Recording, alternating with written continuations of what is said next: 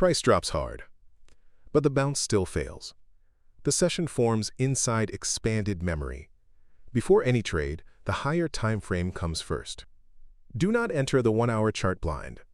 Look at the monthly chart. Look at the weekly chart. Look at the daily chart. Especially the weekly chart. The weekly chart must stay in your head before the first entry line appears. If the weekly chart is sitting near major memory, the 1-hour chart can move violently. A long can look tempting. A short can look late. A bounce can look strong. Then price drops again. That is why the weekly review matters. Without the weekly review, the daily trade feels random. With the weekly review, the movement has a location. Last week's scenario warned us. Price was moving toward meaningful lower areas. April 1st, weekly basis box lower boundary. March 1st, weekly basis box lower boundary. February 1st, weekly basis box lower boundary. Weekly 0.33. Weekly 0.25. February 5th, key low. The falling trend line. The rising trend line. Those areas were not decoration. They were the field. This week, price keeps moving into that field. A big drop appears. Then another big drop appears. You expect the bounce. The market gives another drop. That is the pain. The trader wants reversal. The structure keeps pressing lower. Now move into the session. June 2nd Asia session forms inside the April 3rd US session box. But the scale is not normal. June 2nd Asia session expands about 400%. Compared with the April 3rd U.S. session box. April 3rd U.S. session box is very narrow. So the contrast matters. One box is tight. The next working session is wide. A narrow box gives tight pressure. A wide box gives wide reaction. A narrow box can hold price tightly. A wide box can let price swing deeper. That changes execution. When the session box is wide, the entry can look obvious, but the stop becomes difficult.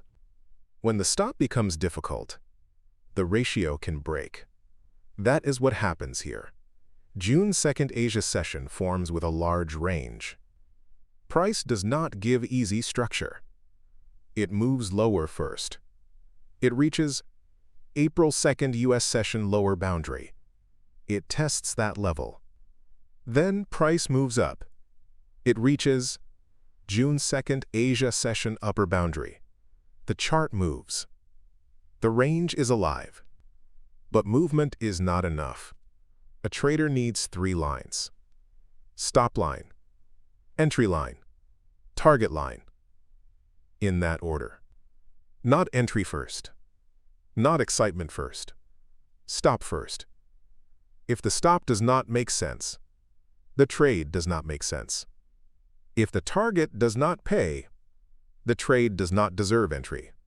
So we check the long first. Possible long stop lines. Weekly 0.33 area. June 2nd Asia session negative 200% area. February 24th US session upper boundary. Those lines can protect the long, but they are deep. They create distance. They ask the account to carry risk. Possible long entry lines. April 2nd US session lower boundary. June 2nd Asia session lower boundary. Those lines make sense because price tested lower memory. If price holds there, a bounce can form. Possible long target. June 2nd Asia session upper boundary. That is the top side of the active box. But now the problem appears. When we combine stop, entry, and target, the risk-reward does not reach 1.5 cleanly. That is not good enough. A long can look possible. A bounce can happen. But the trade still fails the execution filter. If the reward cannot pay for the risk, we do not force it. The market can bounce without us. The account does not need every move. Now check the short. Possible short stop lines. June 2nd Asia session upper boundary. April 7th U.S. session lower boundary. Those can protect the short. Possible short entry lines. June 2nd Asia session upper boundary. June 2nd Asia session midpoint. Those lines can work if price fails at the upper side. Possible short targets. June 2nd Asia session lower boundary. April 2nd U.S. session lower boundary. The short also has structure. Price reached the upper boundary. It could fail. It could return.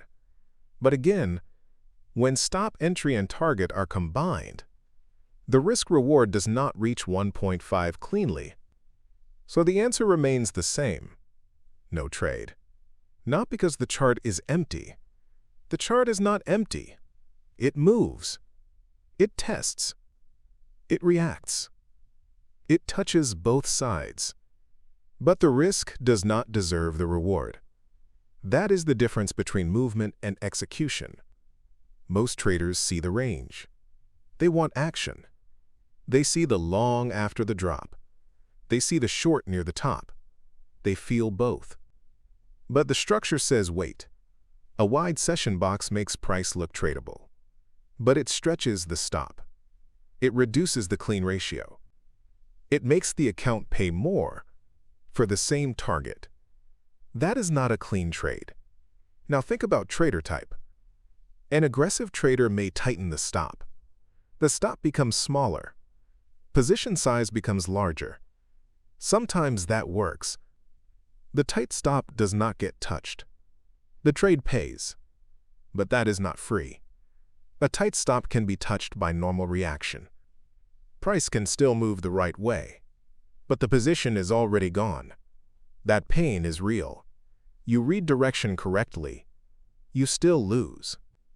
A conservative trader does not rush that. The conservative trader gives the structure room. The stop is not too tight. The position size becomes smaller. The trade survives more noise. But if the wider stop destroys the ratio, the conservative answer is not wide stop. The conservative answer is no trade. That is what June 2nd Asia gives. The market moves. The setup looks possible, but the clean ratio does not appear. No trade protects the account. No trade protects the method. No trade keeps you ready for the next session. That is important. Because the next session gives the real decision. Do not spend risk where the structure does not pay. Save it for the line where price finally fails cleanly. June 2nd Asia does not give that line. It gives pressure. It gives range. It gives temptation. But it does not give a clean trade. So the correct execution is restraint. Price reaches. It reacts. It holds or fails. But if the risk-reward fails, the trade stays closed. Price drops again.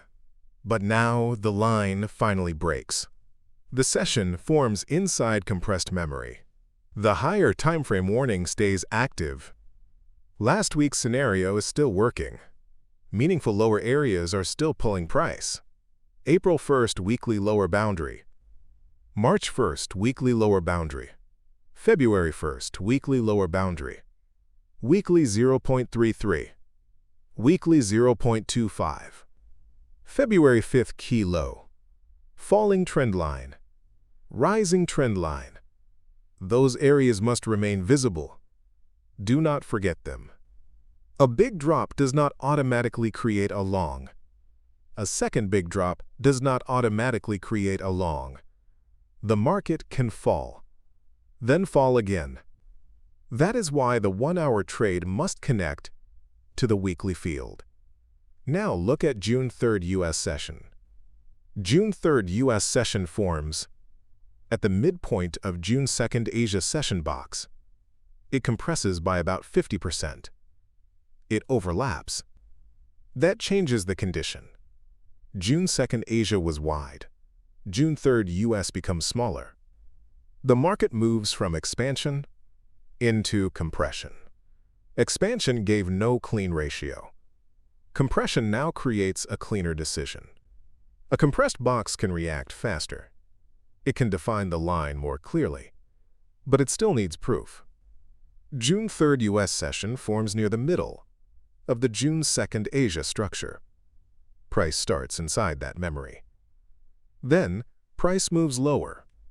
It breaks below April 2nd U.S. session lower boundary. That is the first real shift. The old lower memory fails. Price does not just test it. It breaks below it. Then price continues down.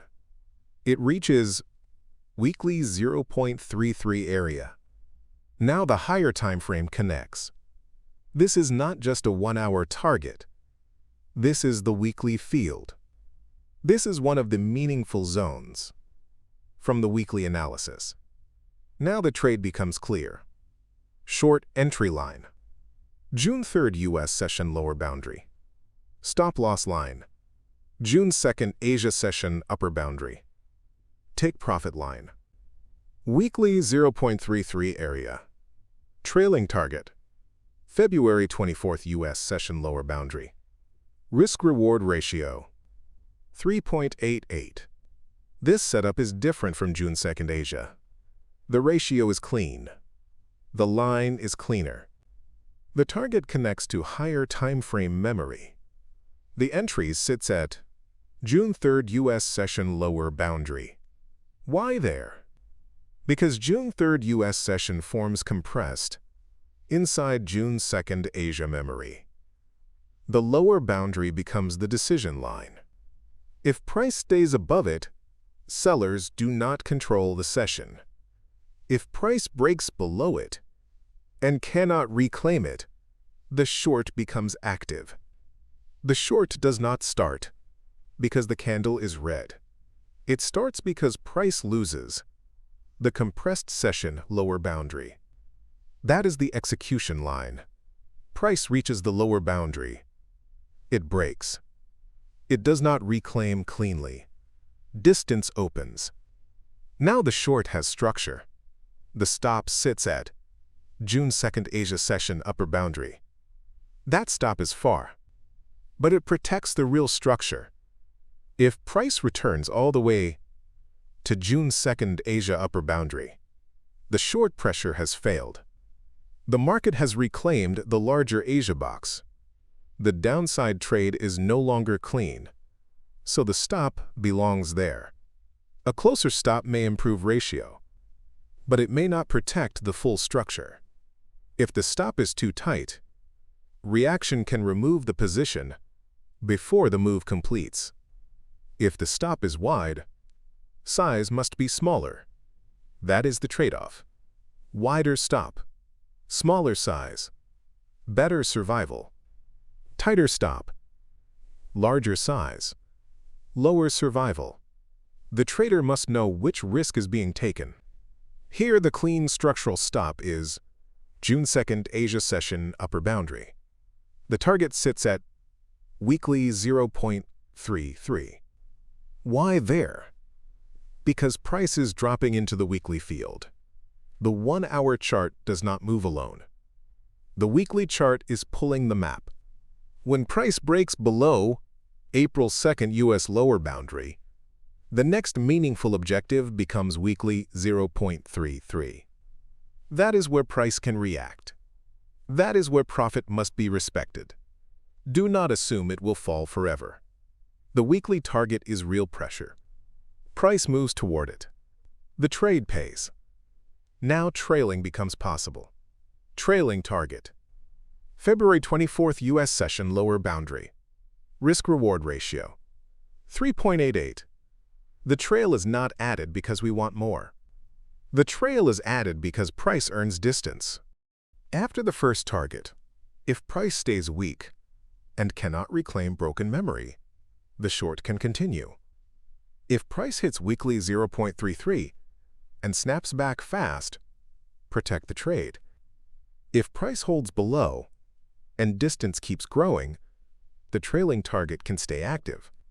February 24th U.S. lower boundary becomes the next downside memory, but the stop must follow. A target that moves without a stop is only hope. When profit expands, risk must shrink, but the stop cannot be too tight. If the stop is placed directly behind the last red candle, normal reaction can touch it. Then the trail hurts the trade. If the stop stays too far behind, the trade gives back too much. So the stop must follow structure. Not fear, not greed, not the speed of the drop. A practical trailing interval needs space. About 0.5 risk-reward unit or more can be used. Less than that often becomes noise. Trail too early, and you suffocate the position. Trail too late, and you give back the move. Now partial profit. If price reaches weekly 0.33 and reaction appears, a conservative trader protects more first. 60% first. 40% left for the trail. If price breaks through weekly 0.33 and pullbacks stay shallow, an aggressive trader can leave more open. 40% first. 60% for continuation. If the trade reaches multiple stages, the same logic continues. A conservative trader can take 50% first, then 30%, then 20%. A balanced trader can take 25% first, then 50%, then 25%. An aggressive trader can take 20% first, then 30%, then 50%. But the percentage does not create edge. The edge came earlier. The edge came from the lower boundary failure. The edge came from the target connection. The edge came from the weekly map. Now compare the two sessions. June 2nd, Asia gives a wide box. The range is large. Both long and short ideas appear, but the ratio does not reach 1.5 cleanly. So, no trade. June 3rd, US gives a compressed box. The lower boundary fails. April 2nd, US lower memory breaks. Weekly 0.33 becomes the target. The short has structure. Risk-reward ratio reaches 3.88. So the trade appears. That contrast matters. A trader does not need constant action. A trader needs the right action. The first session teaches restraint. The second session teaches execution. Now the final lesson. If today's chart feels confusing, go back to the higher time frame. Monthly, weekly, daily, especially weekly. The weekly chart told us that important lower levels were waiting. The 1-hour chart only showed how price traveled there. Without the weekly chart, the drop looks too extreme. You expect a bounce. You fight the short. You enter early long. You get trapped. With the weekly chart, the drop has a path. You still do not chase, but you understand the pressure. You wait for the session line. Then you execute. June 3rd, US gives that line. The session lower boundary fails. Price cannot reclaim. Distance opens. The target connects to weekly 0.33. The trail reaches toward February 24th US lower boundary. That is the trade. Price reaches, it reacts, it holds or fails. And when the line fails with enough reward, the short finally deserves execution.